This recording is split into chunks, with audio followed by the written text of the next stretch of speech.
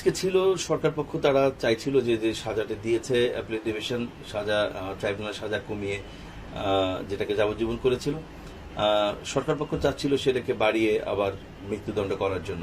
তো অ্যাপিলেট ডিভিশনের মাননীয় বিচারপতিগণ তারা এটাকে আমাদের আবেদন যেটা সেটাও খারিজ করে দিয়েছে, সরকার পক্ষটাও খারিজ করে দিয়ে পূর্বের রায়টি বহাল রেখেছে। আমার আব্বার মামলায় যে কাগজপত্র, যে সমস্ত এভিডেন্স আমরা সাবমিট করেছি ট্রাইব্যুনাল থেকে শুরু করে অ্যাপিলেট ডিভিশন পর্যন্ত, আমরা বিশ্বাস করি সেই সমস্ত এভিডেন্সগুলি যদি পুঙ্খানুপুঙ্খ রূপে আমাদের মহামান্য বিচারপতিগণ আমলে নিতেন তাহলে আমার আব্বার 1 মিনিটের সাজাও হতো না। তো আজকে যে রায়টি হয়েছে তাতে আমরা বলতে পারি এভাবে যে আমরা আসলে ন্যায় বিচার পাইনি, আমরা ন্যায় বিচার বঞ্চিত হয়েছি। কারণ 1972 সালে করা ইব্রাহিম কুট্টির হত্যাকাণ্ডের বিষয়ে তার স্ত্রী করা মামলা, যে মামলার এজাহার এবং চার্জশিটের সার্টিফাইড কপি আমরা জমা দিয়েছিলাম, সেখানে যে সমস্ত সাক্ষীরা ট্রাইব্যুনালে যে বক্তব্য রেখেছিলেন মাননীয় বিচারপতিগণ অ্যাপিলেট ডিভিশনে, তারা সেটাকে বিশ্বাস করেননি। কিন্তু ওই একই সাক্ষীর সাক্ষ্য যেটা তারা দিয়েছিল মানিক প্রসাদের বাড়িতে আগুন লুটপাটের বিষয়, সেটা তারা বিশ্বাস করেছেন।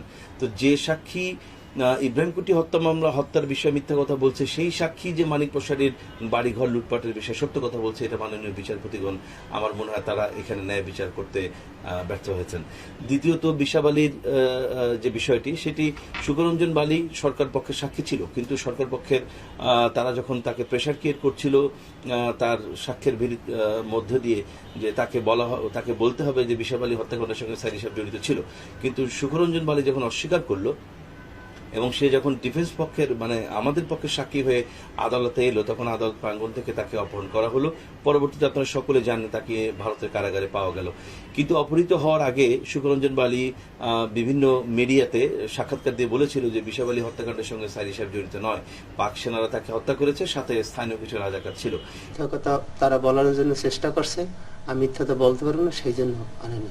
বলছে সাইদি সাহেব ছিল, এই কথা বললো। আমি বলছিলাম না, আমি বলতে পারবো না, আমি মিথ্যাটা যারা আমি দেখিনি। আমার এই সাক্ষ্য এবং এই ভিডিও এবং এই পত্রিকার ক্লিপগুলি আমরা অ্যাপিলেট ডিভিশনে জমা দিয়েছিলাম, কিন্তু দুর্ভাগ্যবশত মাননীয় বিচারপতিগণ সেগুলি আমলে নেননি। বিশাব আলী হত্যাকাণ্ডের বিষয়ে আমার বাবাকে যাবজ্জীবন কারাদণ্ডে দণ্ডিত করা হয়েছে। তো এ কারণে আমরা বলছি যে আমরা আসলে ন্যায় বিচার পাইনি, ন্যায় বিচার বঞ্চিত হয়েছি।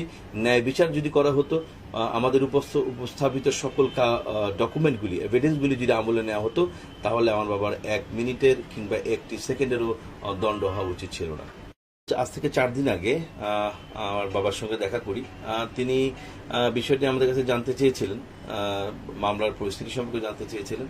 তিনি বলেছেন যে ইতিহাস ঘাটতে দেখা যাবে ইসলামী আন্দোলনের ইতিহাসে এ ধরনের জেল, জুলুম, জরিমানা, ফাঁসি এগুলি ইসলামী আন্দোলনের জন্য নতুন কিছু নয়। তো বর্তমান যে পরিস্থিতি সেটা তার থেকে ব্যতিক্রম কিছু নয়।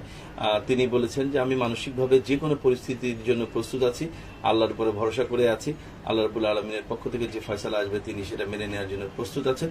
আমরা তাকে মানসিক এবং শারীরিক উভয় দিক থেকে তাকে অত্যন্ত সুস্থ এবং সবল পেয়েছি। এবং তিনি দেশবাসীর কাছে তিনি সালাম জানিয়েছিলেন, তিনি দোয়া চেয়েছিলেন। তিনি বিশ্বাস করেন যে পরিবেশ পরিস্থিতি যদি এরকম না হতো, যদি ন্যায় বিচার প্রতিষ্ঠিত হতো, তাহলে তিনি অবশ্যই কোরআনের ময়দানে ফিরে আসতেন। তিনি সে আশাবাদ এখনো ব্যক্ত করেন যে তিনি অবশ্যই একদিন ইনশাআল্লাহ কোরআনের ময়দানে ফিরে আসবেন।